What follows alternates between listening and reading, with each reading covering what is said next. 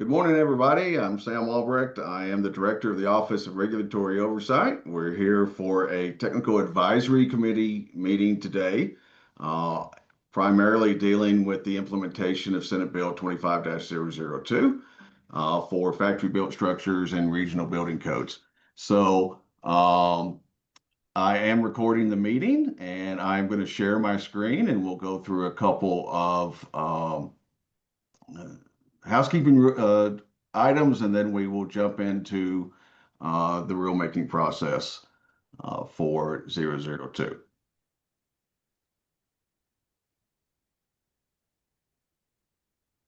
Can everybody see that screen okay? Yes. Yes. Okay, fantastic. Yep. So a couple ground rules. This is the agenda for today's meeting. A couple of ground rules for the public, and I want to just go over the resources again for anybody that might be new.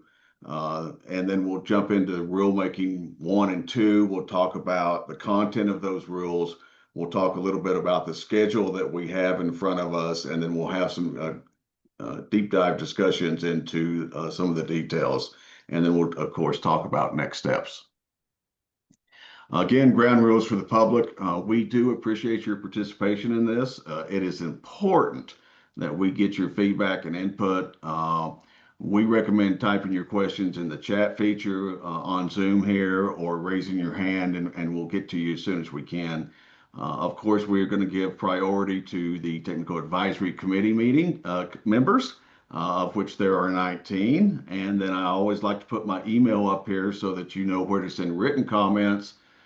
If you think of anything after the meeting, or if you think anything during the meeting but didn't want to actually speak, this is a great opportunity for you to just send me those email comments, and I'll get responses back to you just as soon as I can. For new members of the public too, this is our resource page. This should be a hot link to Senate Bill 25-002. That's the new law that we are working to implement. A complete set of our statutes can be found at CRS 2432, 3301 through 3325. The administrative rules are very important here, as we are actually amending the administrative rules through the rulemaking process in order to implement 25-002. And then, of course, our website, and then the TAC has their own webpage and website now too, where all the recordings from previous meetings are, as well as resources that may be useful for you. So rulemaking 1, the schedule. This is the schedule that we're talking about for rulemaking 1, and those items that we can actually implement in 002 effective on the bill signature date. And those are not the full-blown regional codes that the statute is asking for, or is requiring to be effective by July 1 of 2026. And that's part of rulemaking 2. But we thought it would be useful to kick out some of the stuff that we can do right now in order to make that regional building code rulemaking a little less complex. So rulemaking is a complex process. There are rules on rulemaking, of course, and we want to have a comprehensive draft. So the effective date of this rulemaking will be December 31st of 2025, right? To do that, we have to back it up about 4 months, right?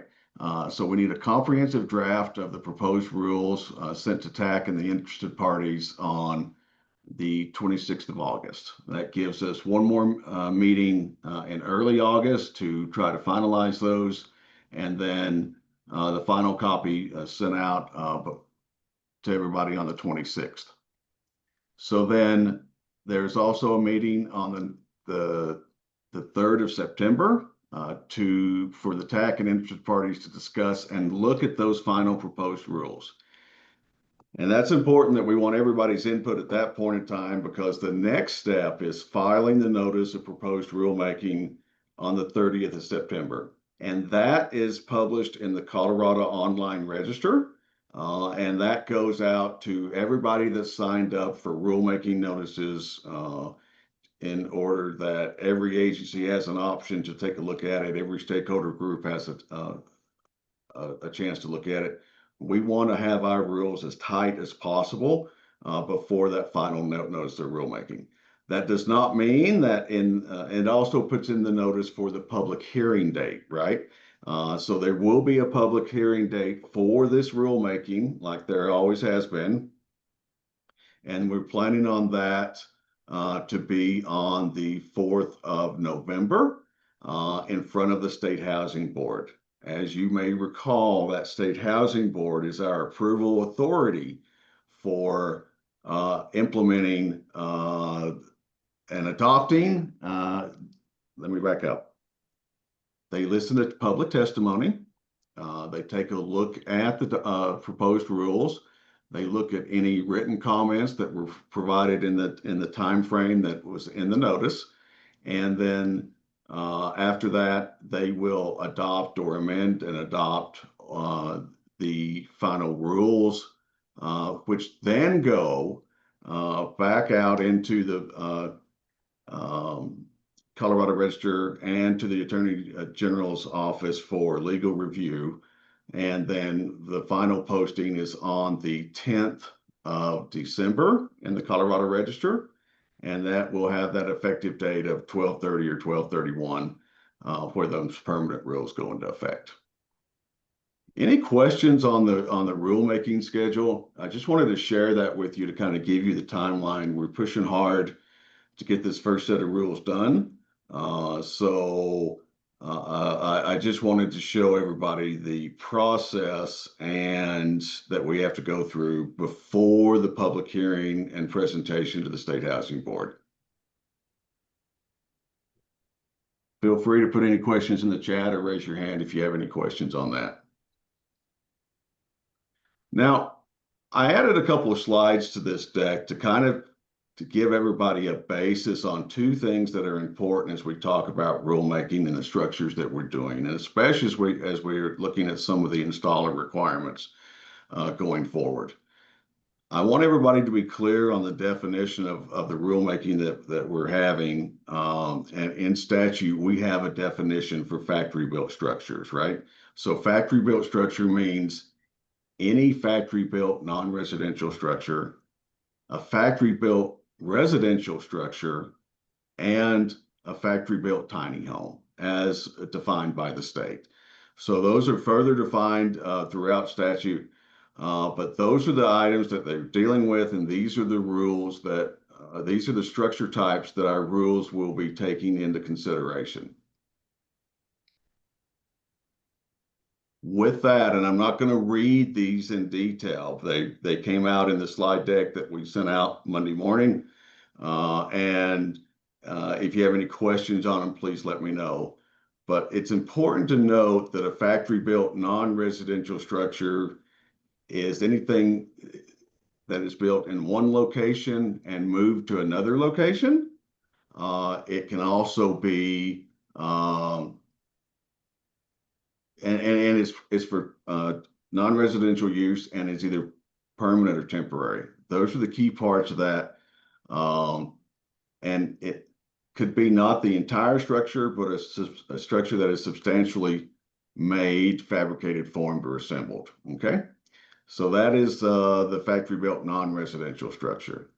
The factory-built residential structure, it means a manufactured home, including any closed building, including any closed panel system, right? So we not only have the modular units that are going through, but we also have panels that may arrive on a flatbed and constructed to the building codes that we've adopted, except for homes constructed to the exempts the federally manufactured home construction and safety standard, which we call HUD homes, and any home designated as a mobile home. I don't know whose hand went up first, but Tim, I'll go with you. Dean was first.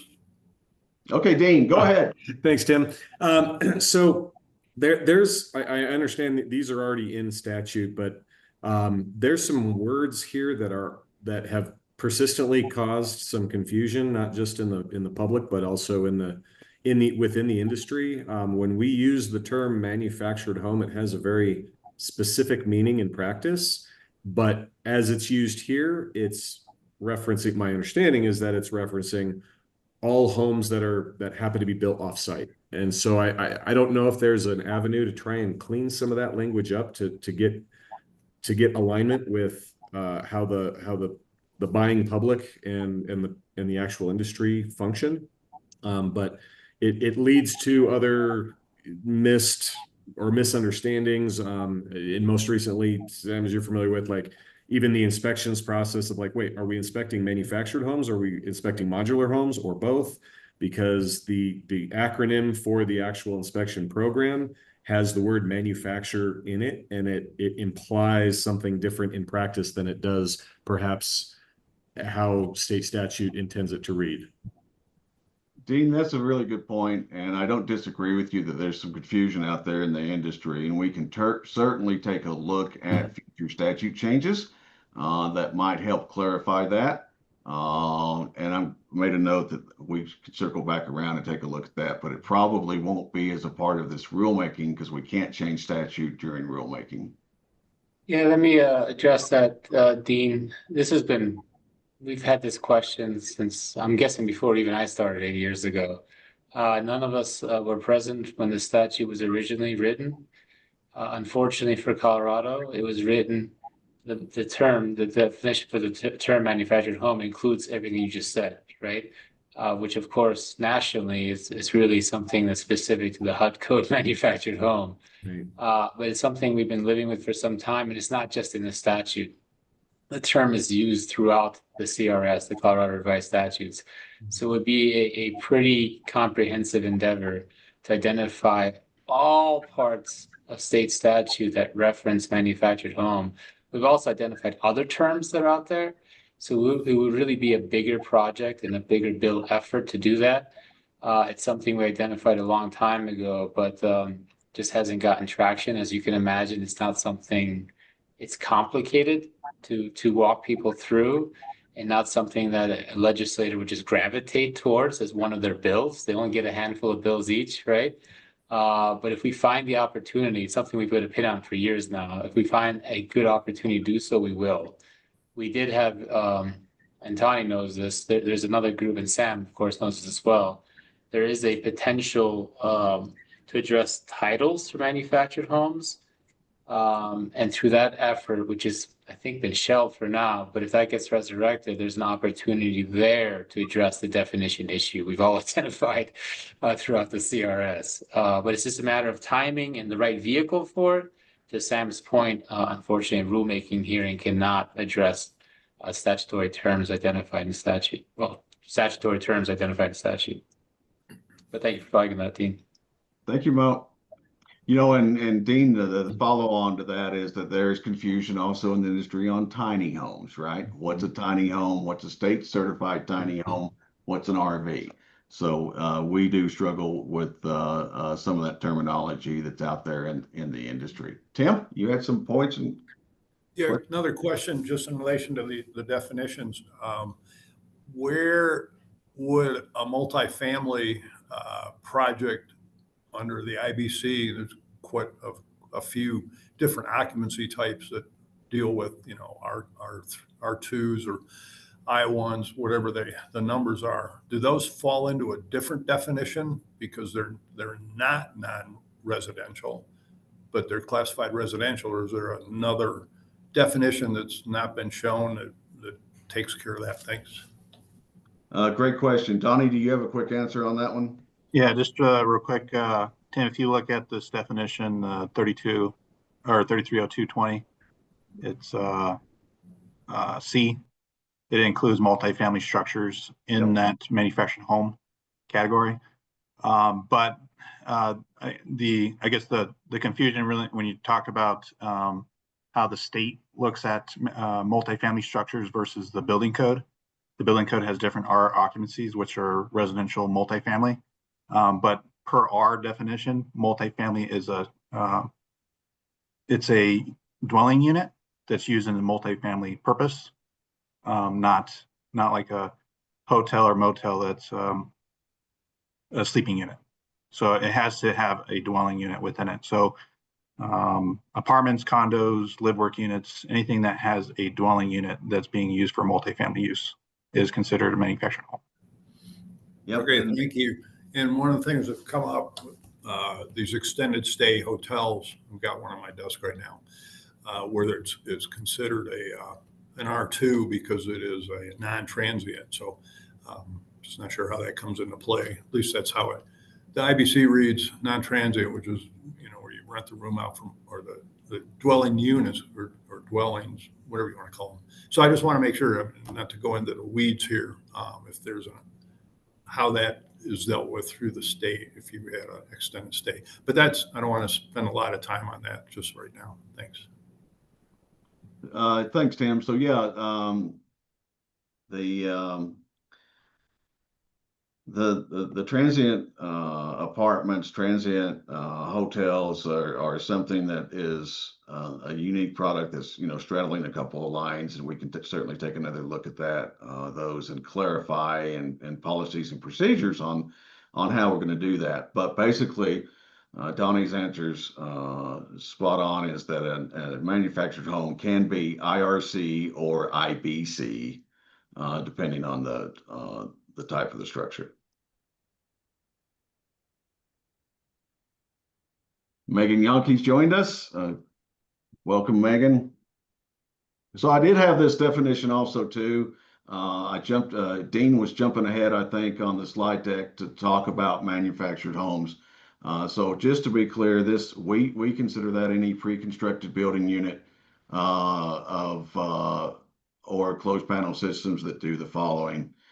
Includes electrical, mechanical, and plumbing services, assembled at one location or moved to another, right? And is designed for residential occupancy. And Tim, that's where we do a deeper dive into what is residential occupancy, defining either a temporary or a permanent locations. It's constructed in compliance with the Federal Act, factory built residential requirements, including those for multifamily structures or mobile home standards, and is not self-propelled and is not licensed as a recreational vehicle. Mo, you've got your hand up. I think I know what you want, but I'm not sure.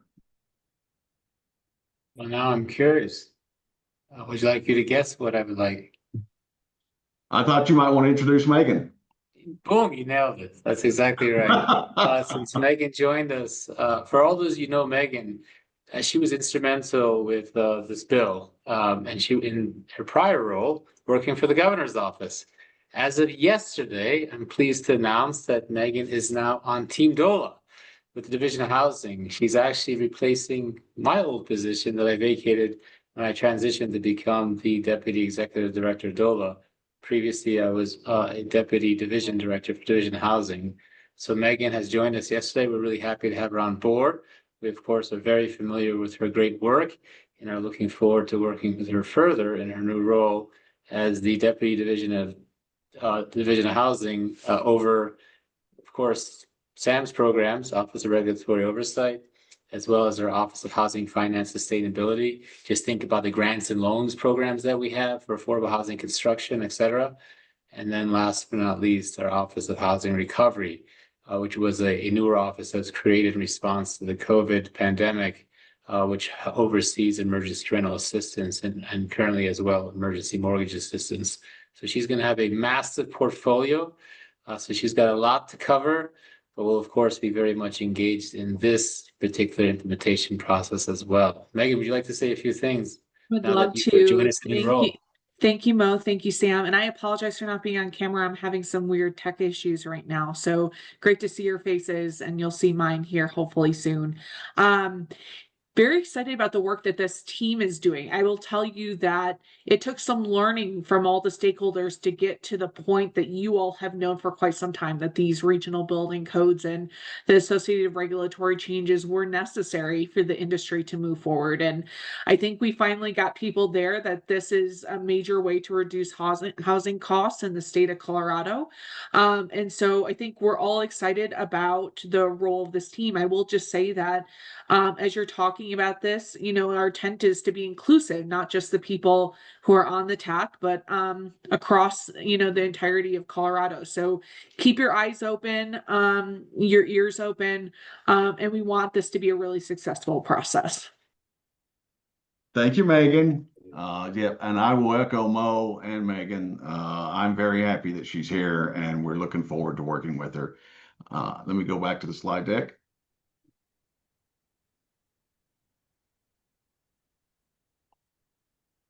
And so, Sean Roos, you've got a question too in the chat about multifamily include HUD code 1 to 4 units. I would say offhand, yes.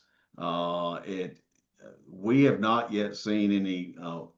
For those that are not aware, HUD has a new HUD code has a new building type where you can have multiple units, complete dwelling units inside a HUD code structure, right? So this is a 1 to 4.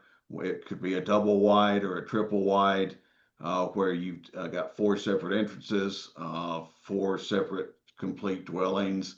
I would include that as multifamily. But again, as far as the building codes, it will be built to the HUD code standard, right?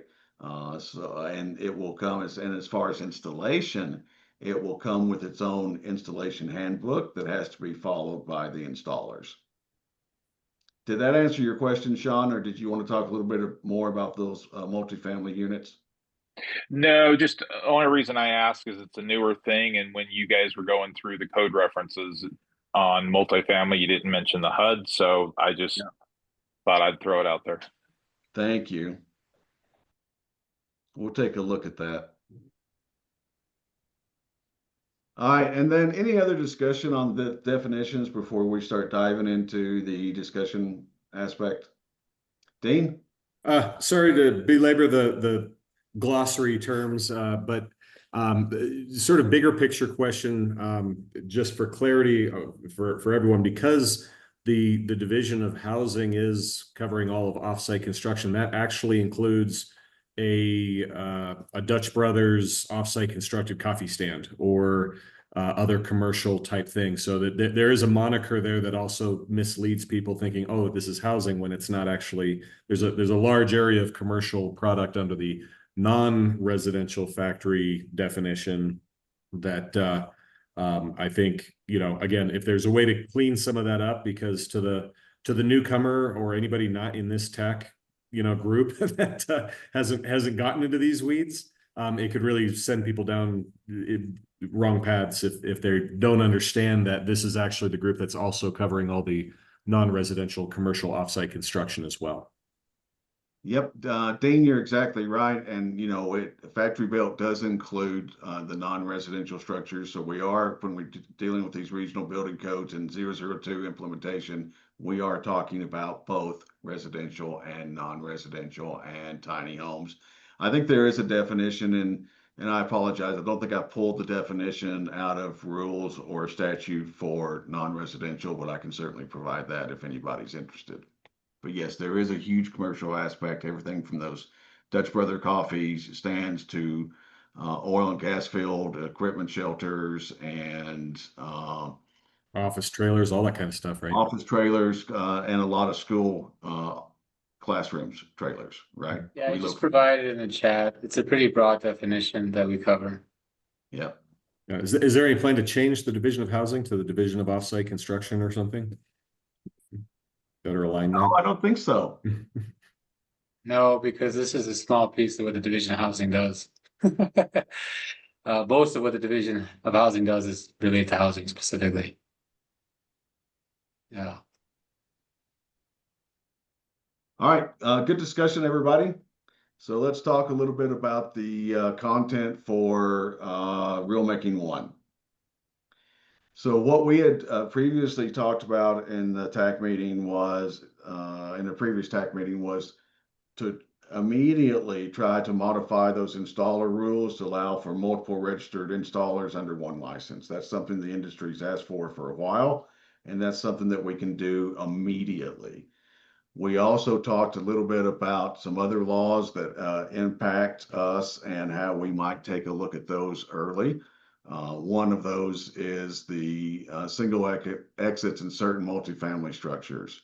And so that's House Bill 25-1273. We're going to take a quick, we think we have a quick fix for that. I'll share that in just a minute.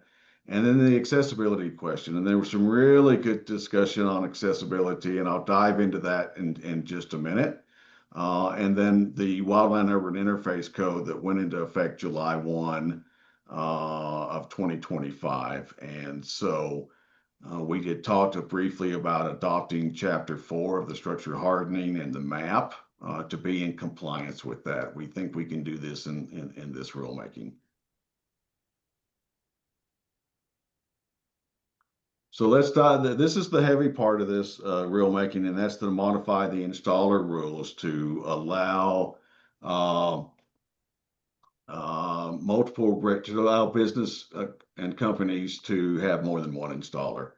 So Rule 6 in the administrative rules relates to installers. All of Rule 6 is installer rules.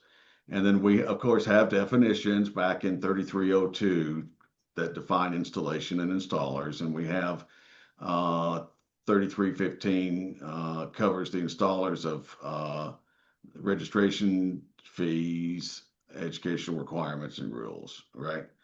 So that's where Chapter 6, Rule 6 comes about with where we've tried to look at the enforcement of those two statutes, right?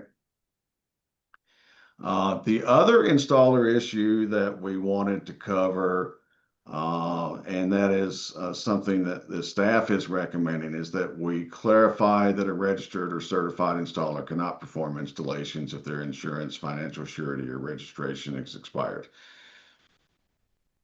It's clear to us in rules and statute that to be registered, you have to have insurance and financial surety device, and that your registration is not expired. But we run into a lot of folks that say, well, can I still install while I am getting my insurance renewed or my financial surety renewed? And what we would like to do is make it very clear in the rules that no, the installers can't do that unless they're currently covered with insurance and their financial surety. And then what we also want to do, those are the two things that we want to do, right? Those are the two things that we want to make, create rules for. And we have started working up some drafts to be able to share with you very, very soon on what those actual wording of the rules would look like. So let's talk a minute about modifying the installer rules to allow for multiple registered installers under one license, right? This is the business registration, as I'll probably refer to it in the future. What we want to do is add to the registration section of Rule 610-2 that states a company may register their business to conduct installations of manufactured homes and tiny homes and may have more than one installer. And then water flow down underneath that, 6.10.23456 would look at those subsequent rules and those subsequent rules will clarify those requirements as for the individual installer. So we're not adding any new requirements, but it was just transferring the same requirements for an individual installer to the business registration. Okay. And so I want to pause here and see if anybody has any questions or concerns on what that might look like. Tawny and Matt have provided some feedback to us already. So we are already talking to both both of those groups. Well, Matt is the individual and Tani is RMHA, to take a look at what that looks like. And we have been talking about this for a year or so. So this one is not going to be real difficult. We just have to finesse the language to make sure that it is exact. Dean? So quick item of clarity, for those of us non-installers, does this mean that a business or company can register and then any staff in that business, whether they're individually registered, can serve the function of installation? Yeah, so each individual in your business you could have more than one individual in your business that is covered under your company insurance and your company bond if their names are listed and they have the education and they pass the installer's test, right? Those guys could all do installations. Gotcha. Right now, the requirement where we ran into some reasons to fix this is that currently an installer is treated as an individual. It requires an individual liability insurance and an individual financial surety. So the businesses that want more than one installer have said, hey, I'd like to have more than one installer so that I can do more jobs, but it's just a pain and a lot more expensive if I have to cover those individuals with a unique insurance certificate and or liability insurance and a financial surety device. Gotcha. Thanks. Donnie? I was going to say, Chris has a question in the chat. Okay, thanks.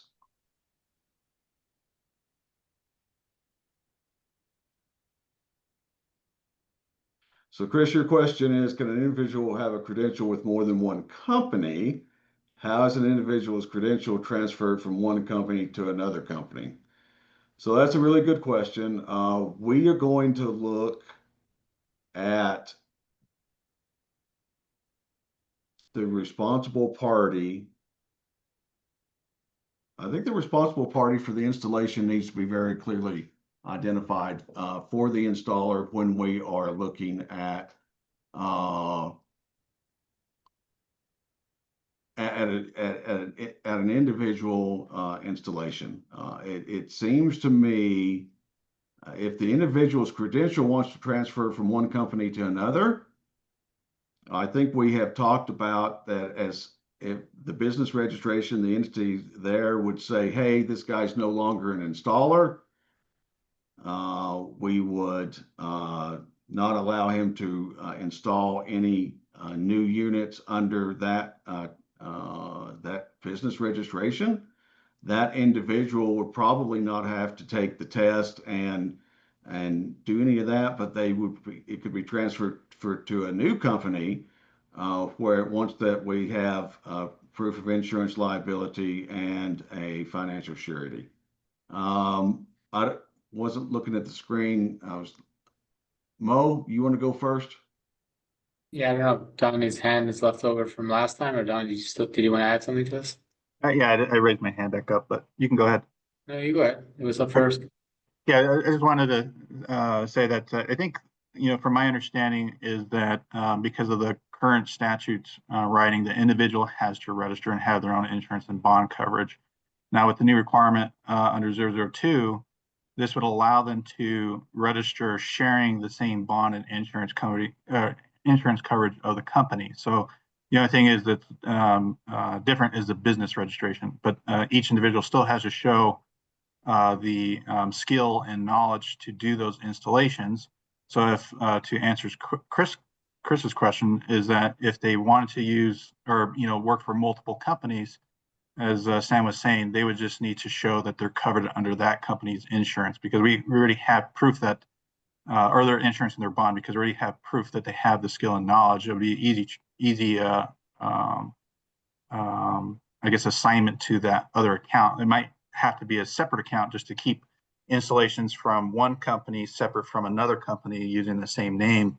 It can get a little confusing. I don't know anybody who operates like that right now, but not saying that there can't be somebody who does that. But typically, if a business is hiring somebody to do installations for them, they're not working for another business. But that is something that we'll have to take into consideration. I just don't know what's the probability of that actually happening. And Chris, did you have any other concerns that we may not have addressed? No, thanks, Sam. So the context for this is that, you know, there's various points in my history when I've seen somebody with a general contracting license that moves companies, or a general contracting license, and they're trying to use that under one company in one jurisdiction and a different company in a different jurisdiction. And it's just, it's probably a subtlety, but it just seems like something that deserves a little bit of forethought to make sure that there's systems and expectations in place that make things clear. Okay. Thank you. And Robbie provided some a reference in the chat that ResNet has a system similar to what we're talking about. I mean, you could also take the view that a GC could hire any of our individual registered installers. I don't know how you would hire an individual from another business registration, Chris, in the scenario that you said, where we are looking at a GC in one jurisdiction wanting to borrow the individual from the other business registration to come over and do that. I don't know if you would write the contract with the individual, in which case I could see where it might be difficult to do, or if you would write the other GC as a sub and let them do the work underneath a subcontractor agreement, right? That might work out also. Mo, you had some thoughts? Yeah, you're also getting another chat on this issue. So some really good comments by Chris and Bill. I do think this is an important issue to iron out with your subgroup in regard to who exactly needs to have, is there more than one registration that's active for an installation project? If it's an entity and an individual, or does it just need to be just the entity? If the entity is interested in doing it, if the registered installer was a person moves from one entity to the other, what that looks like? I do agree. I think that needs to be all clarified in whatever proposed draft rules you guys come up with. I think it's going to be a little bit more nuanced than you might think right now at first blush. So it's worth engaging in further conversation about it with that subgroup. Okay, thanks, Mo. And Bill, I did see your comment too. Can one installer license be used by two companies? And I think that's exactly what we're talking about. So a individual installer, what we're concerned about is the responsible party for the installation, somebody that is there on site for the installation of, in most cases, a home, right? If a company wants to subcontract with that installer, or two different companies, I mean, the installers are happy to do work for whoever is willing to do that work, because they've already got an individual installer license with so you would look at them, the company should look at them as subs, but that know how to do installation, and because they've already got their own liability insurance lined up on record with us, and their own registration, of course, and their own financial surety, so they're already covered. But yeah, Mo, I don't disagree with you. We can work that out and make that very clear in the draft. Tracy? Yeah, is there a way to get that system updated or that list updated? There's like hundreds of installers that are listed, but so many of them are not even in business. Like it takes hours to comb through some of that. I'm not sure if there's a way to request people to update that. Is that possible?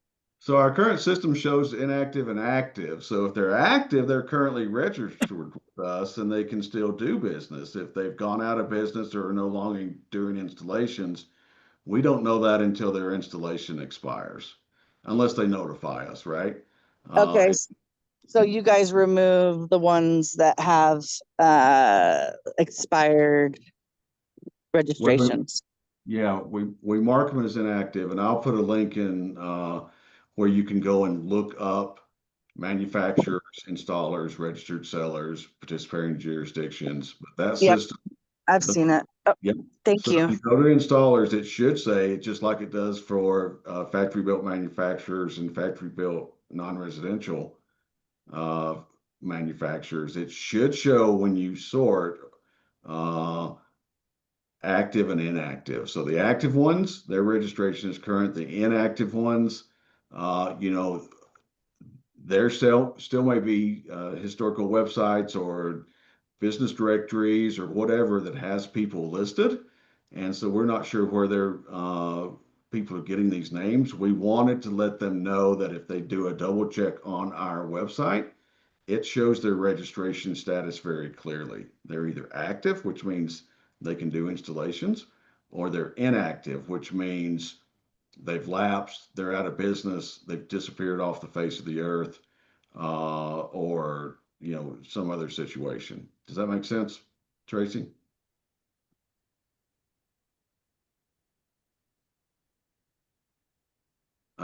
Let's go to Donnie. Donnie, you've got your hand up. Yeah, just real quick. So we have gone in there and cleaned up the list. The issue that we have not addressed is that as the account expires, it automatically switches to inactive, right? But we might be in the process of renewing their registration at that time. So it'll show inactive until it gets switched to active. So there might be some that are sitting there that recently expired, or maybe they're waiting on some insurance or bond documents to come in. And so it'll be on there on that website until they've been marked inactive. And what we did is we actually went in, and anything that was more than a year old of being inactive, we stopped showing those accounts on the website, because chances are those businesses might have gone out of business, or they just didn't plan on renewing that year. But we do have some individuals that may, do this part-time, or, as a side gig, and do installations for a couple of installations, and then the rest of the year they don't do anything, and then they'll renew it when they're getting ready to do more installations the following year. So it's kind of hard to filter those out, but we try to clean it up the best we can. So anything that's more than a year old, we have cleaned out. I think we're still working on possibly third-party agencies, and I think the inspectors registration, but I think the installers, FB, FPNR, all have been updated. Donnie, that's, we may want to put a note on that page too, is that this includes inactive registrations that are less than 12 months, or that are 12 months or less old, right? We'll take a look at that. All right, good discussion. Anybody have any other thoughts and concerns about how we're going to, Bill, you have another question about a plan to treat installer trainees and apprentices. I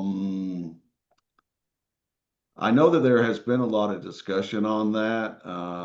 Donnie, I know we've talked, and as Mo's saying, yeah, the law is silent on that. We would take a recommendation on how to do that, and we would have to make sure it aligned with statute. They can't be installers. If they're working with you to get installer registration, then that is the experience part of the installer requirements in Rule 6. Donnie? Yeah, just real quick. So, we provide the annual training, and we also, through Rocky Mountain Home Association and Tani's group, and we also do individual direct training from the Division of Housing for individuals that may be requesting it. We try to get as much participants as possible for that training, but we do go to like local building departments to get that training done. And then, but the I think, I'm not sure if Bill's question is more for the hands-on training. We don't provide that because we don't have cranes and we don't have all the equipment to do an installation. We have talked to installers at our trainings to see if anybody was interested in possibly doing some kind of training like that. But at least at this time, there's nothing that we have for hands-on training, just what we look for during the installation process and things that you should be looking out for while you're installing. That's the only thing that we train on. Thank you, Donnie. Tracy, you asked a question about the training. It is put on by Rocky Mountain Home Association in partnership with us. Tawny can add you to the list of potential installers to get notification. There's also an online option for the manufactured homes, and I believe we could take a look and see if it qualifies for tiny homes and modular, but Donnie, you might know the answer to that right off the top of your head. Mo, please.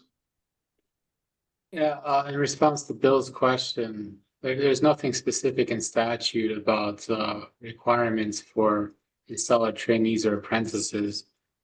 Rather, anyone performing an installation or now a business entity has to be a registered installer or certified installer in the state of Colorado. But there is an exception in the statute. A person employed by a registered or certified installer, as well as a person employed by a legal or commercial entity employing a registered or certified installer, when performing installation functions under the direct on-site supervision of the registered or certified installer. So basically what's saying there is persons who are not required to register is a person who's employed by an entity or by an installer that's registered with us, an individual that's registered with us to perform installations, as long as they are doing that work under that person or entity's direct on-site supervision. So if someone's acting as a trainee or apprentice, all that is allowable as long as there is a registered entity or registered individual that's authorized to perform installations that's providing direct on-site supervision. So now that a entity has been introduced into the equation through this bill change, that part of it is going to have to be discussed with that subcommittee as to what that may look like. But I hope that answers your question. Robbie put in a link. Robbie, you want to tell us what that link's about? Robbie Schwartz at Built Tank Inc. That's the Colorado Building Symposium.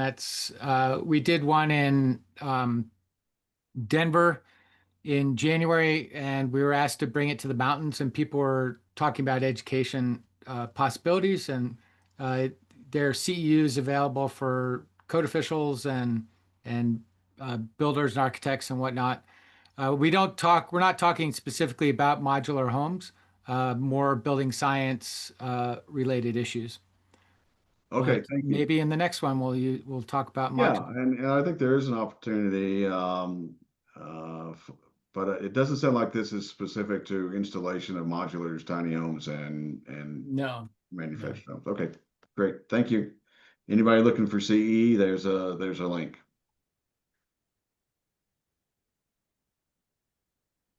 Yep, and we just finished some on-site, we finished our annual trainings, but probably won't be scheduling anything until 2026. I think that's in response to Tracy's question. Tracy, the online option might be a good effort for you. Contact us privately and we'll work through that. Hey, Sam, real quick, I was just going to say that we do accept that as acceptable training for installations. The online segment, Donnie? Yes, I think it's MATI. Maybe Tony can provide that link. Okay. Some good discussion about how to make sure the installer rulemaking changes are complete. Any other thoughts or questions on that piece? Okay, thank you. So we also wanted to, this is the other piece that we wanted to add is Rule 610.3. And so I would like to hear, especially from the installers in the room or those representing installers, on aligning to make it clear that they can't install if any one of the three requirements is expired. And we are all going to also that it's recommended that installer and companies align the expiration dates that they all fit together. I know Matt's trying to get his aligned. There was also some discussion about whether it's cost prohibitive to do all three at the same time. I think that's why we left it as a recommendation, and that we can leave that up to the individual as long as they know, and it's very clear they know that if one of those things expires, they can't do any further installations until we get new documentation.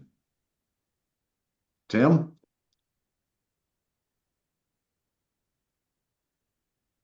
Yeah, sorry, thanks. Couldn't find a button.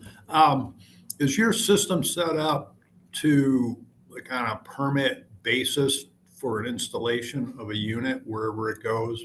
The reason I ask is like in my jurisdiction, we have licensed contractors as part of the permit, the prime subs and the general. And if their insurance expires, it locks up getting any inspections. But that's, I think a lot of jurisdictions are set up the same way that licensed contractors, but I didn't know how your group does that, which, would maybe if you did, that would help here with this issue.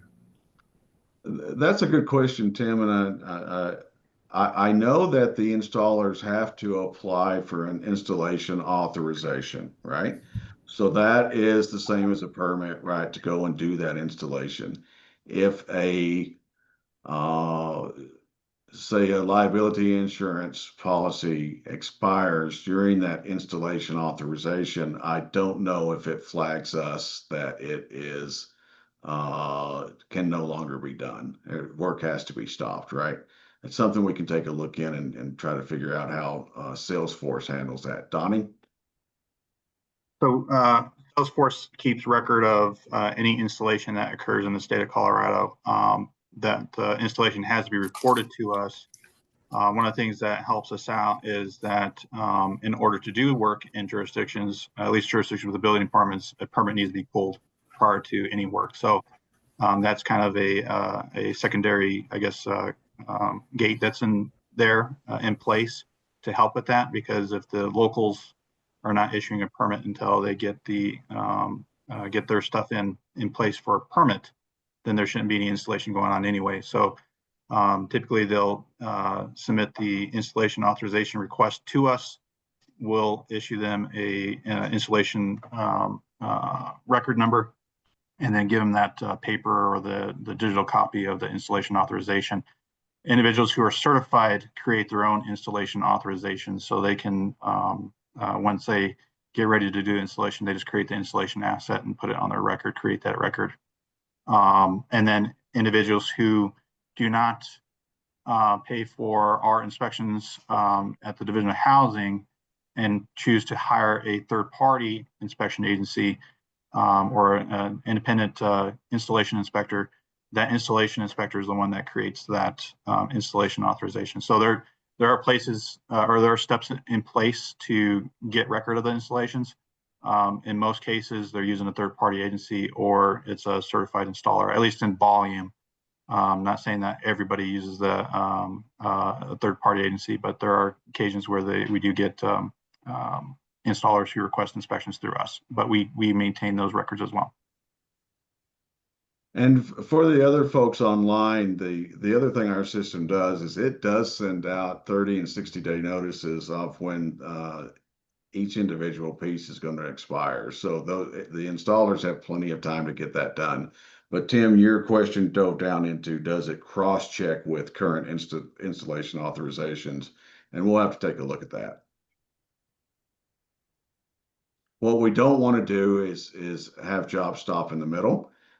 We want to make sure those units get installed, and we're happy to try to help out where we can in notification if we need to take a look at that. Thank you for bringing that up. Any other discussion on this piece of the change to Rule 6?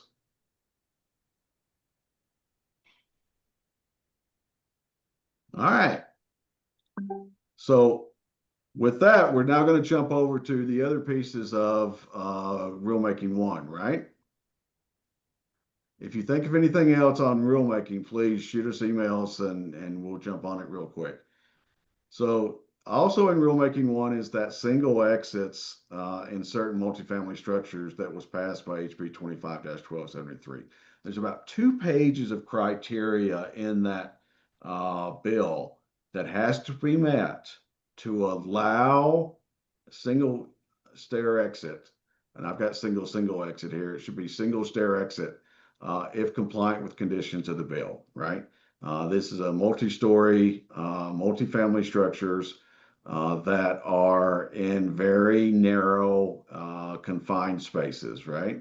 So what we have tentatively thrown out here for discussion is just add a rule that amends the IBC to allow a single exit stairwell for multifamily buildings that meet the requirements as outlined in CRS 3115-605. Now, 3115-605 does have that complete set of criteria. Now, the other way to do it is to put it all into the IBC amendment. But if there's any tweaks in the future to 3115-605, I'd rather have the most current reference and not have to change it in another rulemaking. So there's 2 ways to resolve this situation. And again, why are we doing this? It's always about the why, right? The why that we're doing this is we want to give modular manufacturers the same a level playing field with on-site construction, right? So we want to make sure that a modular multifamily story could do a single exit stairwell, just like an on-site construction piece is. Does that make sense to everybody? Any questions on this? Mark. Hey, Sam. Hey, Mo. Hey, I've got a question. What if the fire marshal is enforcing Life Safety 101? That also requires the 2 exits off the end of the multifamily.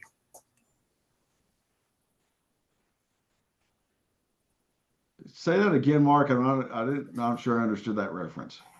Okay, what if the fire marshal is enforcing the Life Safety 101? That requires 2 exits off of the multifamily as well. I'll have to go back and read 1273 again. I think you have to have the fire marshal approval to do that in the jurisdiction. I think that is one of the requirements. So it would be up to the developer or the owner of that building to go in and ask for that to be done based on this rule. But let me get back to you on that one. Tim, you had a question? I could kind of comment to that. It's my understanding that this legislation kind of becomes the overrule the way it's written in the meetings that I sat in on with producing the legislation or trying to get it to where it looked. But I'd have to double check, and I know Sam said he would. A couple of comments, just generally speaking. One of the big items in this legislation is it only applies to a jurisdiction that has 100,000 or more people living in it. So, for the manufacturers,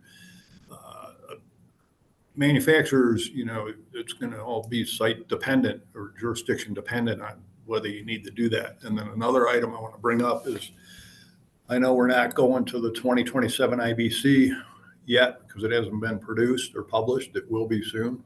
But there was a successful code change in the 2027 IBC to have something similar except restricted to 4 stories.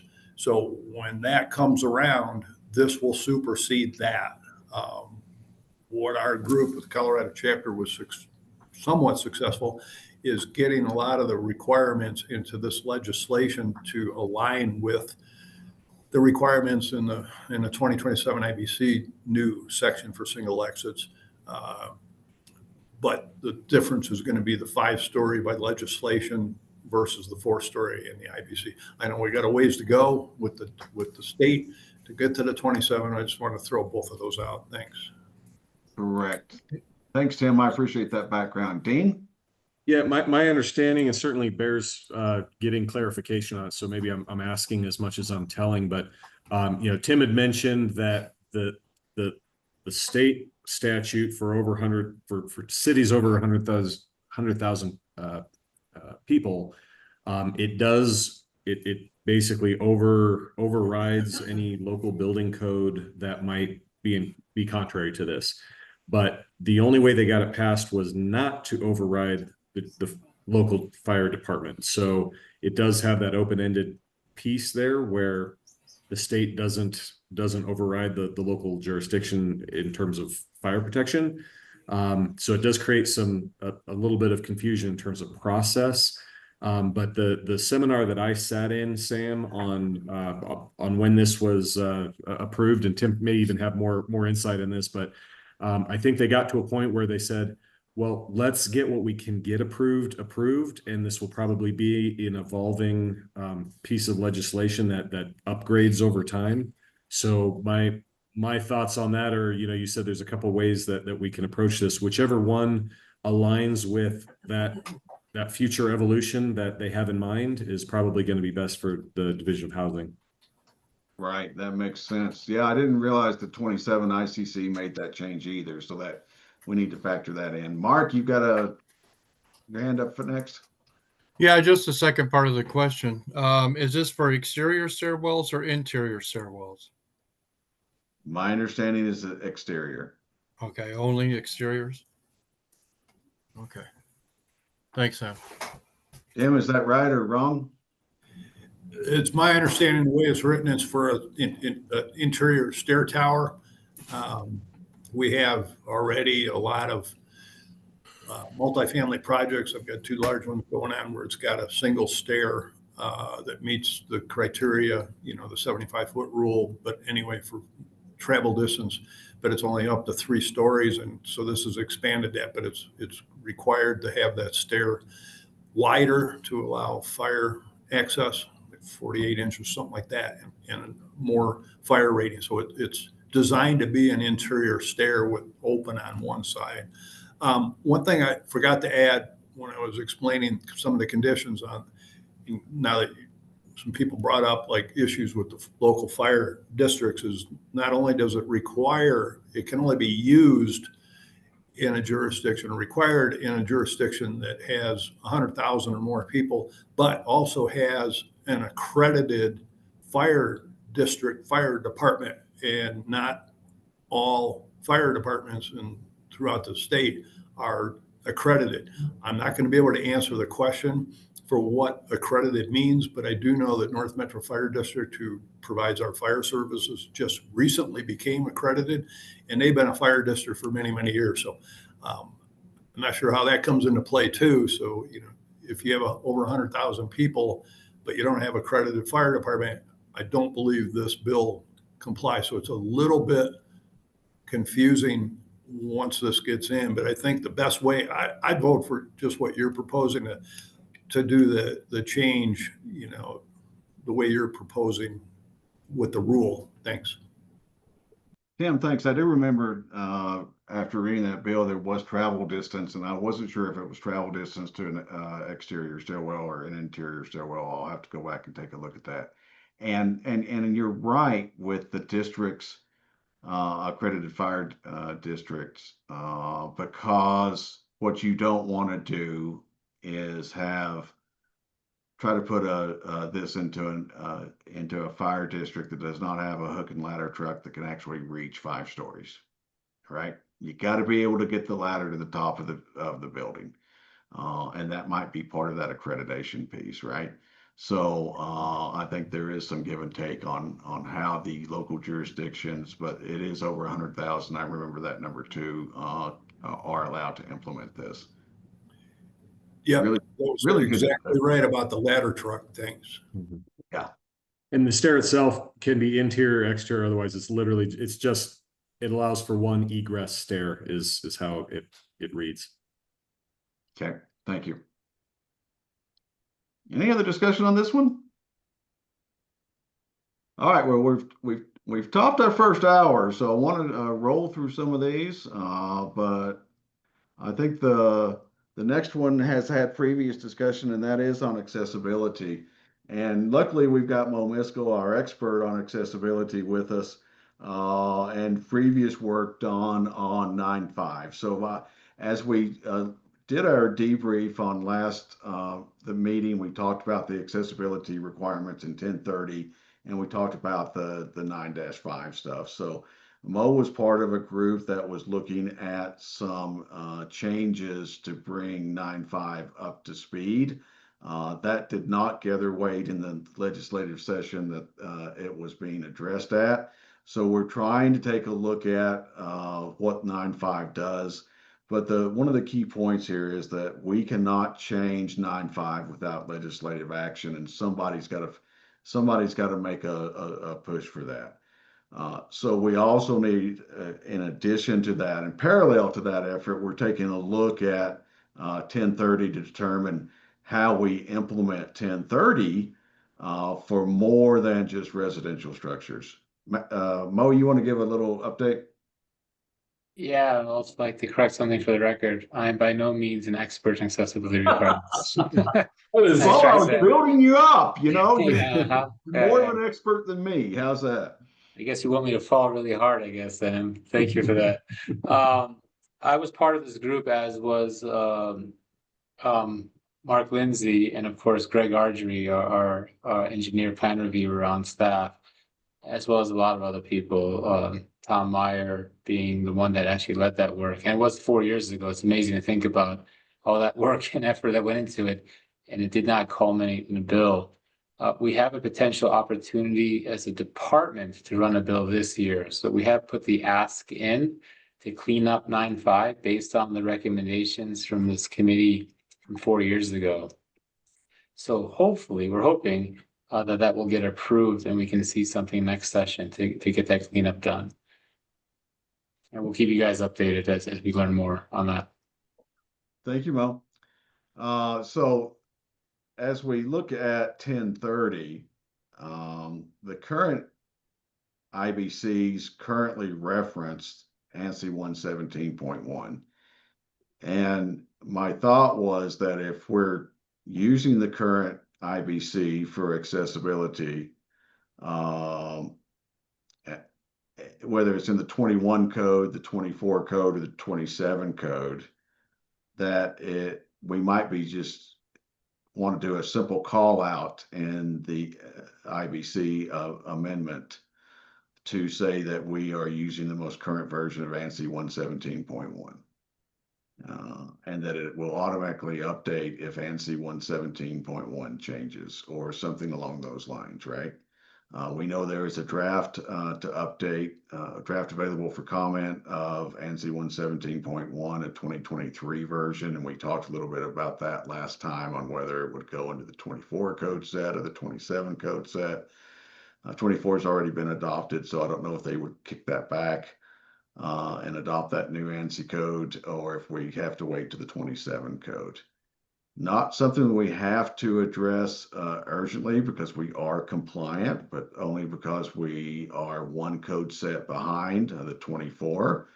And we have other issues that we want to take a look at in 2027, energy efficiency being one of those, and how the Colorado Energy Office is going to address the 2027 IECC with respect to the changes that are put forth in there. So there's still some more work, I think, to do, but we might be able to make a pretty simple amendment to the IBC.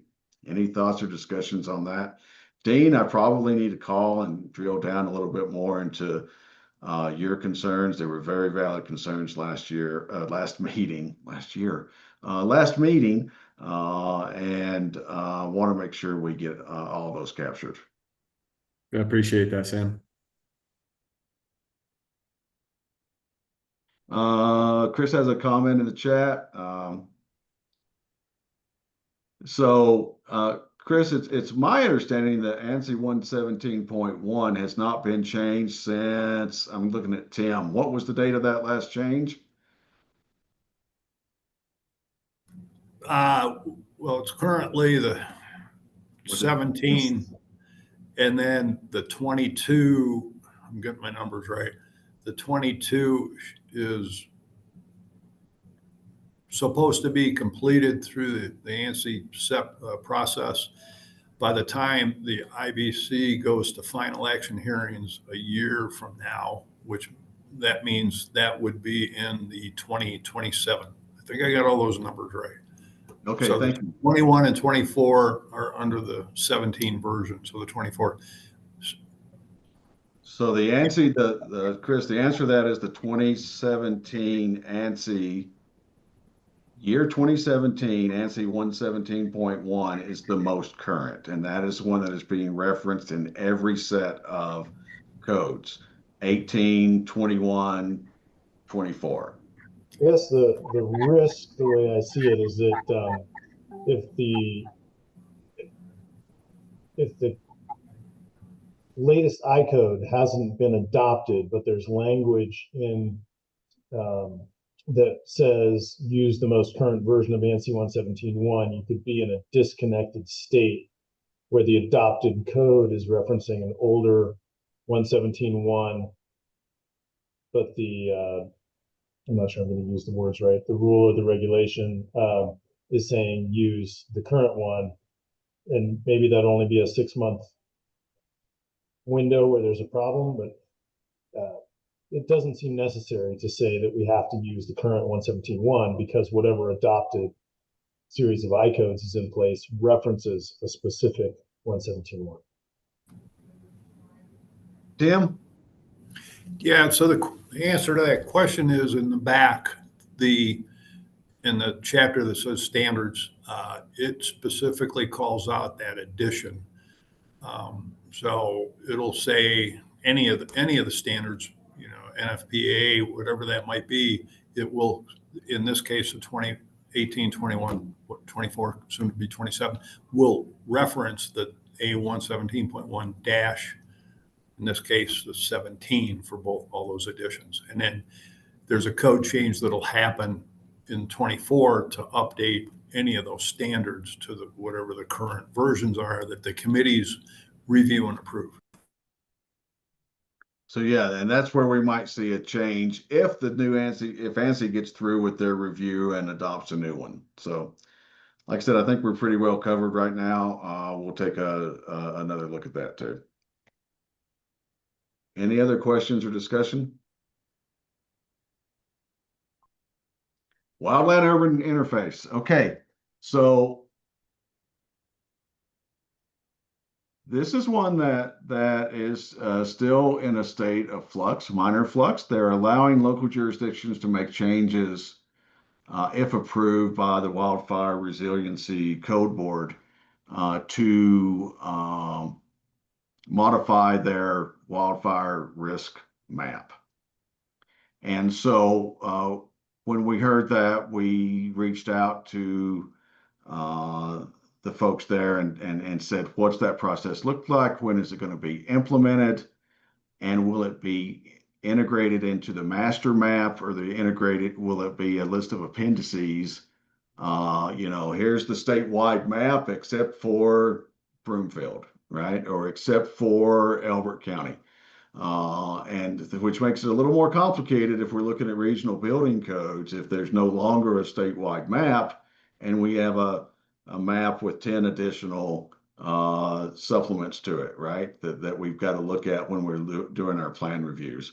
So we're looking into that a little bit, but I think one of the key thing, we'll work out the map issue. The key thing I think that we are recommending from a staff perspective is to approve the appendix chapter 4 of that wildfire resiliency code, which is a subset of the WUI code, Wildland Urban Interface Code from ICC that deals with structure hardening. So if you're in and reference the state map at this point in time, if you were looking at the requirements, the dates, we thought the date was immediate, but there is some language on their website that allows all local jurisdictions to be in compliance by July 1st of 26. So I've asked a clarifying question on, and I need to go back and read the code and read the statute again and see what is the hard date for us to look at adopting the fire structure, the structure hardening part of the wildfire resiliency code. What we're not going to do is ask our manufacturers or our developers or anything to do with factory built structures to look at the defensible space. The defensible space will be up to the local jurisdiction and the local fire departments. There's also an effort to provide support to the local fire departments at the state level. But we are just looking at if you're inside of the WUI map in an area that has adopted the code and the map, that we look at structure hardening based on Chapter 4. That's the intent of this. Any discussion on this, Tim? Yeah, thank you. Comment about the last comment you just made. So one of the things I think the board and our group has to keep in mind in terms of how the on-site construction items are dealt with. I know we've had some of those other discussions in past meetings of, whatever, maybe the site-specific additions or, that are pre-built or decks, things like that. The one thing, I want to go backwards to your comment on the mapping. We just had a public meeting and the fire folks showed up and listened to our city council people. This was just a couple of days ago, concerning our upcoming implementation, because we've got quite a few areas in Broomfield jurisdiction that is both yellow and, more importantly, orange, which is the high impact area. But the question on, you're correct, the legislation or the legislation allows a local jurisdiction to request a revised map that either meets or exceeds the state map. Or if it reduces, then you have to make the case and hire a third-party company, which Broomfield's actually going to do right now, to do, say, boots on the ground, like ground truthing, but not lot specific, but areas.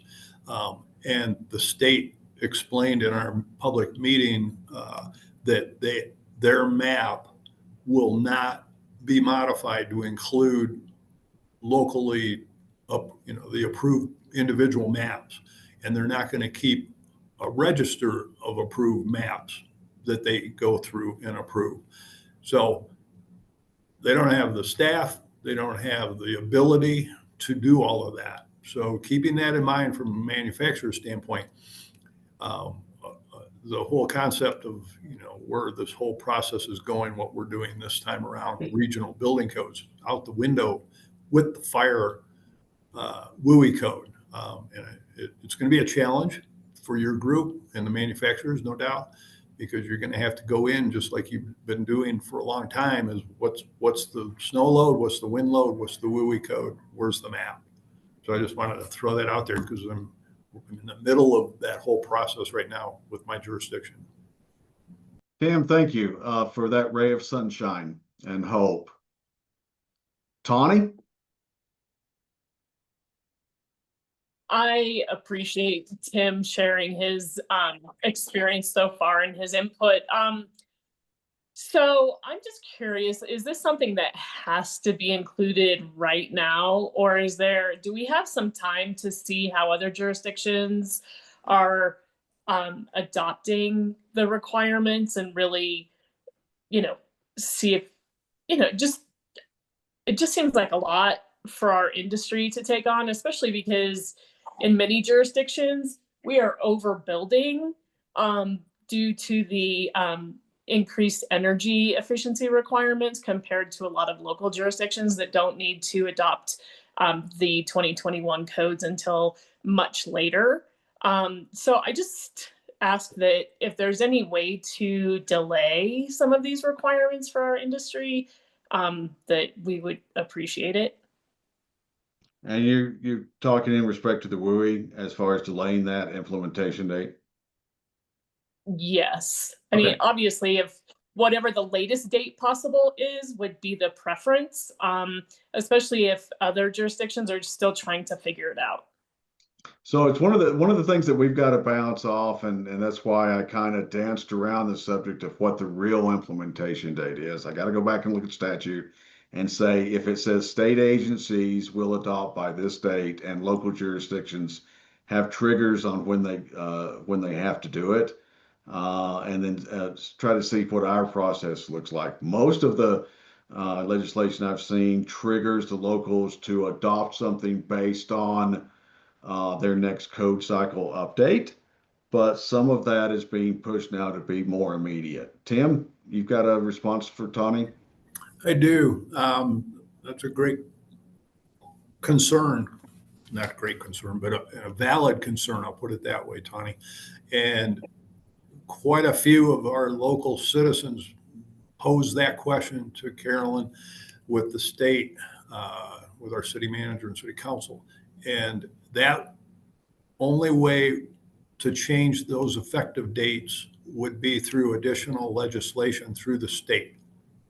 And Sam, you made a great point. Like in the energy code document for the electric ready and solar ready, it said you need to adopt, a local jurisdiction has to adopt this after a certain date when they update their building code. So if some jurisdiction says, man, I'm just going to stay under the 2021 forever, there's no rule in the state that says you got to go to the 24 or the 27. You'd have to go to the current electrical code, but that's exempt. And the same thing now, they added language for the WUI code that's exempt to updating the energy code. So it would take additional legislation. So if you have the ears of elected politicians for the next legislative cycle, I think that there will be some trying to put something together like that. But that's just what I heard just a couple of days ago. That exact answer was it would take additional legislation. So you don't have any, the state nor the local jurisdictions have any exception. We have to adopt it. We have those dates. Yep. And you're right, Tim. And Tawny, I understand the concern. I will, like I said, we'll take a look at the dates and see what it is that we have to do. I'm hoping there will be additional conversations specific to the WUI code adoption. Of chapter 4, for if you're in a yellow or a red zone, yeah, we can have additional discussion on that. But we will have to align with statute. Yeah. Sure. I'm also curious, does this apply only to factory built? Does this apply just to factory built? Yes. No. Yeah. So the Wildfire Resiliency Code applies to all structures. Okay. I'm trying to implement it for factory built. And I think their final rules or their final code exempts HUD code homes, but I want to go back and double check that. Mo, you've got your hand up. Yeah, I was just gonna say, I'm guessing that's what Tanya was asking, if it extended to HUD code homes as well. So I think you just answered that question, but please double check that. And then, yeah, to Tanya's point, if we can delay this until an effective date closer to July 1st and do additional, investigation and conversations about how to effectively implement it for all the structures that this program oversees, I think that would behoove us to do that as much as possible. Yeah, and everybody, please remember that we have a 180-day transition for plans that have already been submitted to implement any new code changes. The hard part for all of us, and this is kind of like 2 steps forward, 1 step back, right? We go through all this effort to kind of get to some sort of regionalized, standardized building code, and then immediately, as soon as we do that, the states add one where all of a sudden we can have 380 different versions that we have to check, prior to going in. So that's. Well, I think that's what we have to discuss further, though. This is specific to local governments, but then we have our regional requirements in statute. that talk about regional requirements, even for fire hardening, right? And so there's definitely going to be, I don't think it's going to be just cleanly separate, these two things. There's going to be a marriage somewhere where it has to make sense. So when we get to that point, we're going to have some serious conversations with everybody about how to blend those two where it's effective for this type of product. But then, of course, is addressing the intent of this law, right? So I think we need more research and have more conversation about what that looks like. Yeah, absolutely. And it's interesting that the Wildfire Resiliency Code deals on that permit side of the local jurisdictions. In order to allow a permit, you have to make sure where it fits and all that. So, but as Mo said, and I don't remember the exact legislation, it might have been 1242, where we adopted wildfire risk as part of our design criteria as based on local requirements. So it's going to be a little interesting. Dean, you had your hand up next, and then I'll jump to Donnie. Yeah, I just wanted to make a comment to help add color to this greater conversation. Actually, a couple comments, and by no means am I advocating for or against how we're doing this, but it's important that everybody understands that Class 2 structure hardening, when you read through those requirements, they will absolutely increase the cost of housing. I mean, there's 20-minute windows and non-combustible exterior walls and fire-rated vents, all those kinds of things incrementally add cost. And I know that housing affordability is a very huge topic as well. So just something to think about. We've also witnessed in local jurisdictions that are using wildfire safety as almost a non-growth tool in their tool chest of how to use it to discourage development and things like that. And that's also something I think we all have to be mindful of, because anything that we do with this, either at state level or allowing local level to maintain certain authorities, can create environments that are very development unfriendly. Just by using this, as opposed to what Mo said just now, which is, trying to apply this with the intent that it was adopted. And I think maybe even just identifying what that intent was or is would be valuable, or at least providing a guiding principle, because as I read through this, I actually don't know as a design professional if the intent is to protect structures from a wildfire or prevent a fire that starts in a structure from spreading into the surrounding area, or prevent structures from being, accelerant fuels to a more of a conflagration. I don't know which of those paradigms it's really written for. And it would be good to maybe have some guidance on that, on what truly is the intent, so that we could use that as a guidance for how we want to apply it. And Dean, that's a good point. The guidance I got was that sprinkler systems are supposed to control the fire in the structure, right? And that includes spreading outside. The fire hardening is to prevent a wildfire to get to the structure and ignite it. And that is done by a combination of two things: structure hardening and defensible space.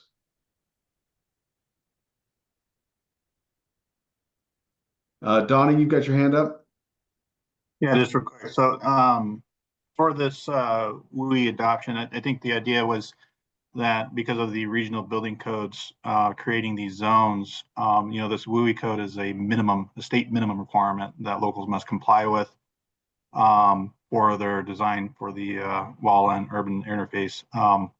But from my understanding, the code allows a jurisdiction to make it more strict. And so if we adopt this through our rulemaking and we use the state minimum, we have a minimum requirement that we can comply with without having to get more strict for certain jurisdictions. As you know, there's over 300 different jurisdictions in Colorado. So if we didn't set a minimum, there'd be a lot more work that we have to do on the back end to make sure we comply with the most strict requirements of local jurisdictions as part of the bill requirement. So if we adopt the state minimum, we can make things more stricter if we want to, or we just keep the state minimum requirement for that, the WUI requirements.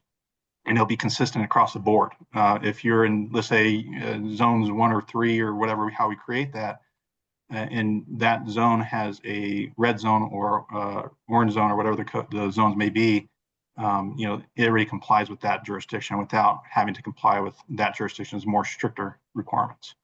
So I think that's the idea, but we still need to have that conversation of implementing this the right way, so that it's consistent across the board for the different zones or the different regions. But also we have to think about just the structure alone for jurisdictions that have building departments, but also have to think about jurisdictions without building departments, because we do have some of those structures, hotels and motels and multifamily structures in jurisdictions without building departments. We have jurisdiction of those site-built construction. So keep that in consideration when you're thinking about proposing any ideas for the WUI adoption. Thanks, Donnie. All right. Great discussion. Going to shift gears a little bit. And we've got about 25 minutes left to talk about Rulemaking 2. I wanted to start this out the same way that we did with Rulemaking 1 and take a look at the schedule. By March 11th, we want to have, for an effective date of June 30th of 2026, have a comprehensive draft by March 11th of the proposed rules sent to TAC and interested parties. The 18th meeting for TAC is to discuss and finalize those proposed rules.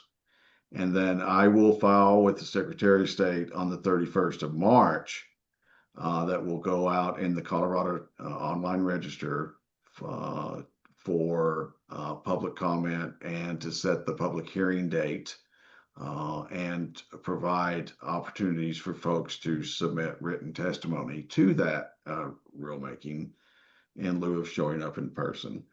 So we're looking at a 5-5 public rulemaking hearing and adoption by the State Housing Board. That is already on their radar. We will be the sole item for the regional building codes to be on that 5-5 date.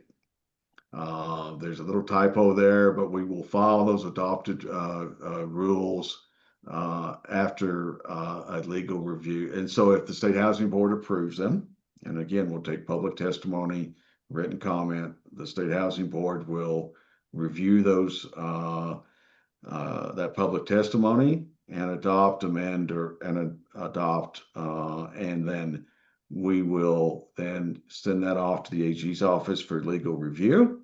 And we will, just for everybody to know, we'll have some attorney input hopefully before that to kind of just talk about where it is we're going to make sure that we're not running into any big issues.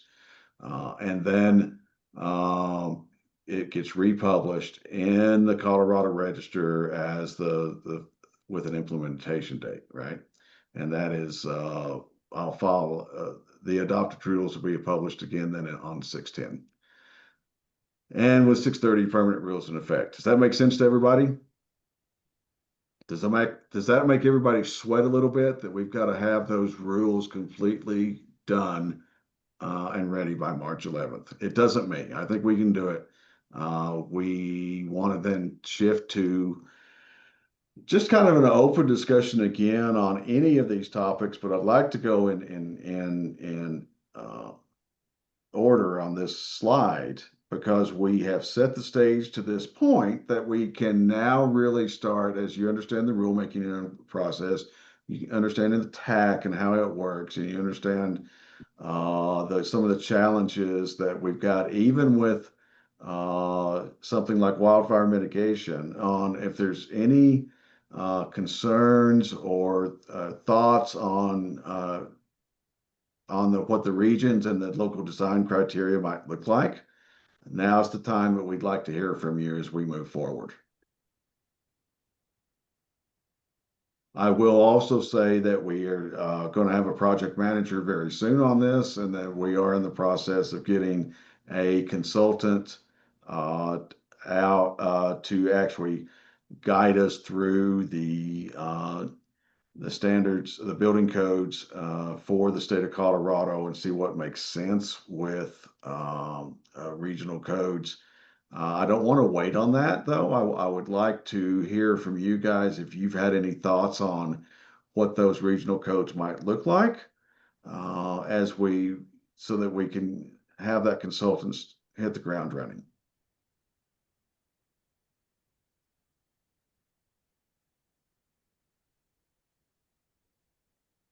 Or you can just flood Sam's email inbox with your great ideas. Say that again, Mo. Emails me ideas. Yes, so they can, instead of having to talk about it right now in 21 minutes, there's a lot to unpack there. I would just open it up to sending you an email with suggestions and thoughts about how to approach this. So that's a good point. I'm going to put my email in the chat real quick so everybody has it too. If you don't already, you can also respond to the emails where you've gotten these notifications for the meeting and all that. So let's go through this list and make this not a homework assignment, but a recommendation for you. If you have thoughts that you would like to share that would help guide our development work for these regional codes, shoot me an email with what you think might work. Shoot me with, hey, Sam, this is a big hurdle that we've got to get over.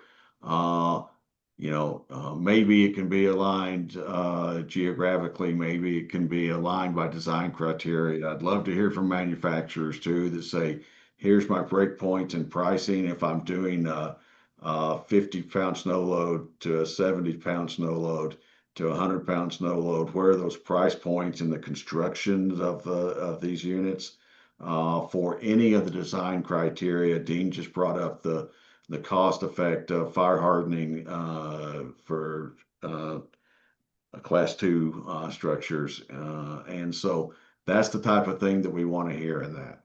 Okay. Local governments, we realize we have changed the on-site requirements, the on-site requirement forms over the past couple of years. Mo, you wanted to touch base on that design criteria? Yeah, I just want to, and Dean touched upon an important thing. But the other thing we have to keep in mind too is it's getting challenging to insure homes in Colorado. You talk about building affordable housing, but the cost of replacing these homes, and to Tim's point in the chat about the Marshall Fire, is something we as a state have to contend with as well. We're seeing more challenges with insurance. Now, I know separately the state's looking into that issue, but just keep that in mind, right? We're not just talking about, ultimately this program is about certifying and installing homes. And then after that, it's up to local governments, right? But that's the after that problem that we have to think about, that the local governments have to deal with, right? Is how to ensure safety. But at the same time, there's a cost that comes, even if the occupants all exit safely from the home, with rebuilding that home. The state has spent an enormous amount of money rebuilding these communities that have been burned, unfortunately, through these wildfires. So just something to think about too. There's a balance to all of this. It is definitely a needle that's not easy to thread, but just keep that in mind. Think about the different perspectives, Local governments think about where the manufacturers and the architects and the engineers and all the people from the industry are coming from. But the industry folks really give some thought about where locals and state agencies are also coming from as well. That perspective, I think, would be valuable to think about it that way. That's a good point. And we can all agree the insurance companies are out of control. Just kidding. I'm just kidding about that. No, Mo, that's a really good point. Historically, it's been how far away is the fire department? How far is the fire hydrant, right? I know when I bought this house, the fire hydrant is across the street, right? And so I got better insurance rates on that. The fire department is less than a tenth of a mile away as the crow flies. I can see it out my windows off my deck, right? So that helps keep my insurance costs down. As we talk about areas of the state that don't have And so there's a shift in how I think insurance companies are going to start looking at this. And that is that defensible space and just structure hardening to exactly what Mo said. But there are other design criteria that go into these regional codes that we've got to take a look at too.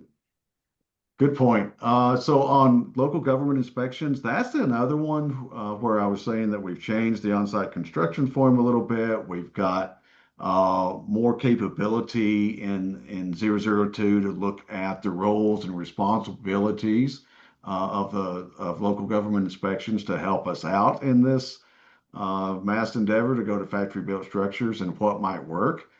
If you guys have comments on our challenges that you've run into with local governments, local government folks would love to hear from you on what works well, what you've seen in your interactions with the department on how we can make that relationship better and where it makes more sense for the local governments to do some of this work versus the state do some of that work. So we're willing to take a look at that as it aligns to the recommended changes coming out of 002.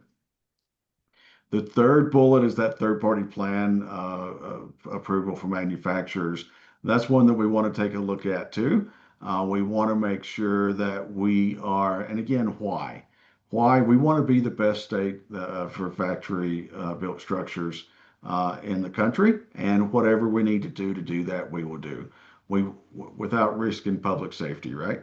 So we want to take a look at what other states are doing, and this is a perfect place for the manufacturers to jump in to come back and say, hey, you know, this is the way the third-party agency program works in Arizona. And we know the Arizona guys will pick up the phone, we'll give them a call, we'll talk through that. What we have to find out, though, is that not that this is an overlaying factor, but every state has their own factory built statute program, and each state statute might be a little bit different. We'll also take a look at those standards that we adopted, 1200, 1205, 1210, to take a look at and see if there's more guidance in how they're looking at third-party agencies overall, right? So that's another one that I want you guys to take a look and send me comments. And then the discussion for the allowance to use third-party agencies for final plan review and approval, that was just a cleanup in the statute. If we get backlogged, we want to be able to go direct to a third-party agency ourselves and have them review plans possibly to keep that going, keep those plans coming out the door. This statute also allows, 002 also allows us to do an audit plan, audit process for plan approvals, inspections, and seller contracts, and verification of down payment. So that's something that we have identified as a need in the program for a couple of years, is a better understanding of how other states and how other agencies are doing their audit process, to again take a look at not only the plan approvals but the inspections and the seller contracts, right? We would prefer to be proactive in our approach on these audits than reactive. The reactive piece is when somebody complains about a seller's contract or a registered seller. We look at the contract and it doesn't have everything that's in there, even though they have attested to the fact that they've read the rules and they're compliant, right? So we need to have a better plan of going through and doing audits on those on a regular basis. And that's just one piece of the puzzle, right? Discussion on responsible parties. This is one that we have talked about a lot. We're starting to see a lot different models than the standard manufacturer, seller, installer model. We're seeing manufacturers hiring their own installers to send out with a crew to finish up all the on-site construction and install the unit and finish up all the on-site construction. We're seeing some third-party agencies that are doing that. And of course, we're still seeing sellers selling to the consumer. You buy the home, this is the price for the home, this is the price for the installation.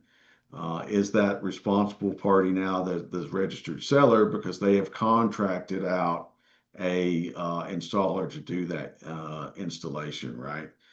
When things go south and the homeowners filed a complaint with the program. So that responsible party, it may be a simple matrix on how we come up with what those responsible parties look like, right? And then also, finally, the contractor registration and education piece. This is huge. This is another opportunity to, again, push down some of that responsibility to local contractors. But we want to make sure they have the right education to do the work and understand how factory built structures work, right? We don't want a town to have to call us up and say, hey, this project's heading south, and find out that the GC is saying, well, you know, I was just thought I was just doing site work, right? So it's developing a breadth and depth of possibilities and solutions for the program moving forward. Now, does anybody want to jump in on any of that? But again, I like Mo said, we highly recommend you start shooting us emails so we can start processing all that in our heads before we jump into this deep dive stuff. Just a comment for everyone, just from kind of a historical TAC perspective, is we have so much to cover in these meetings.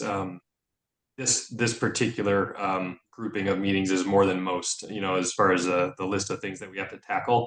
And so sending your information into SAM ahead of time is the most critical thing in this whole thing, because we will not have time to talk through all of these items in great detail on these calls. We just literally won't have the time, and it won't be given the process that it's due.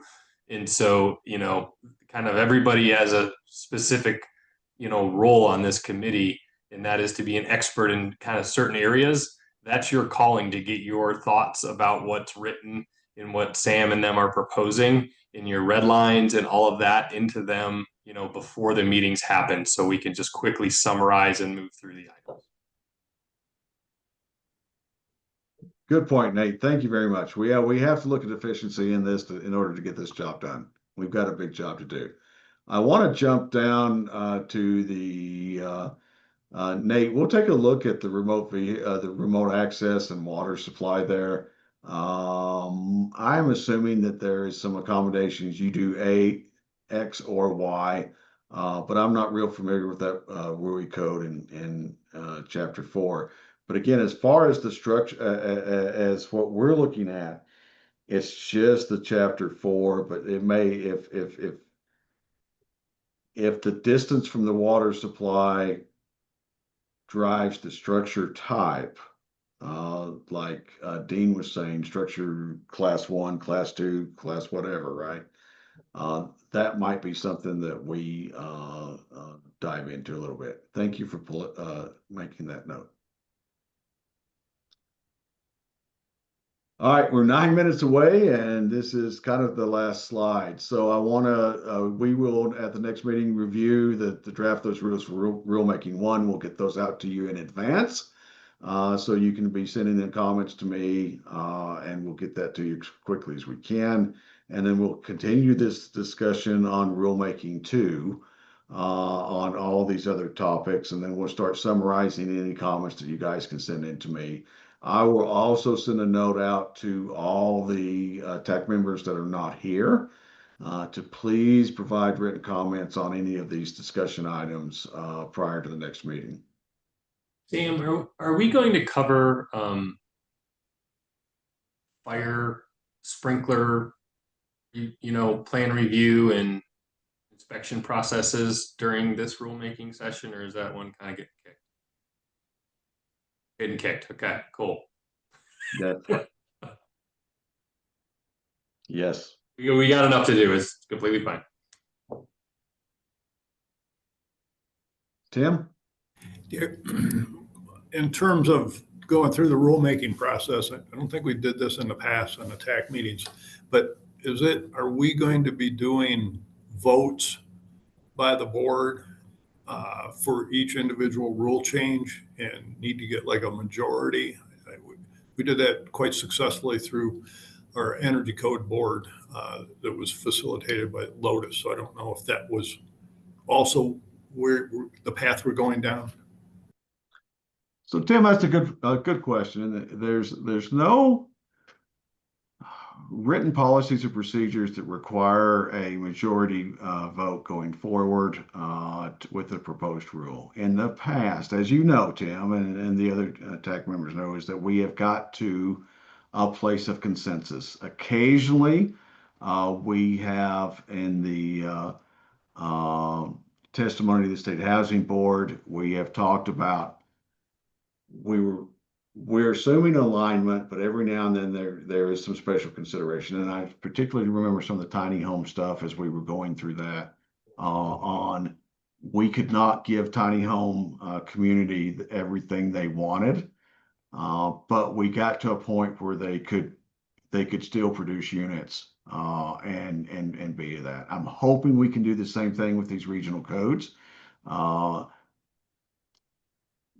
But if we need to go to some other structure, then we can certainly try to do that. I'd still like to try to keep it as close to consensus as possible and note concerns that were not specifically addressed by the potential rule change, proposed rule change. Does that make sense? Okay, good. All right, this last slide just says our next meeting is August 6th. So we have a lot of work to do with that. I'm going to stop sharing so I get everybody's face back up here. Any other discussion points or things to do before we break for lunch? Oh, Dean, thank you. Says February 15th, date should be February 18th. Okay, thank you. I'll take a look at that.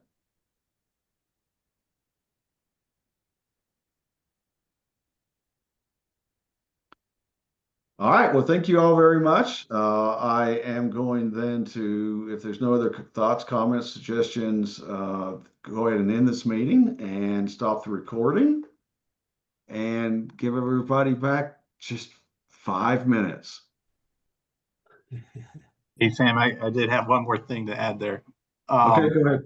One of the things too, that when we're developing these regional building codes, one of the things that's the most, I guess, hot topic right now is the solar ready and electric ready requirements and how we need to implement that as part of our process, because the products that are being produced through our program don't exactly fit the same type of structure types that I guess the code was developed for.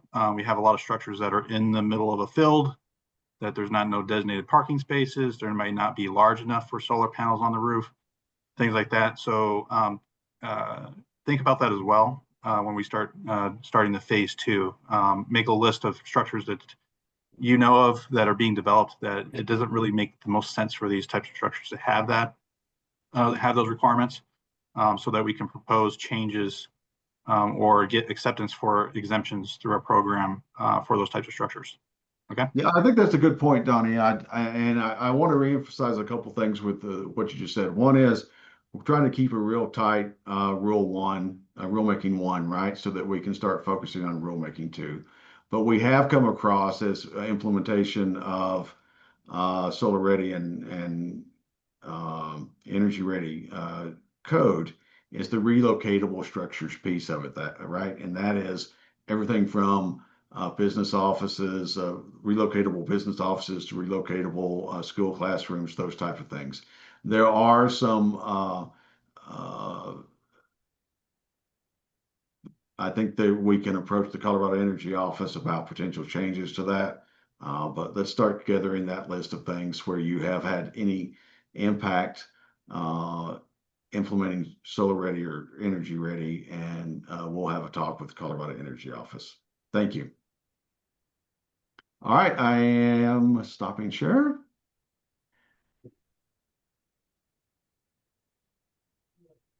No, I am stopping the recording. Thanks, all. Have a good one. Thanks, everyone. Thanks, everybody. Thanks, everyone.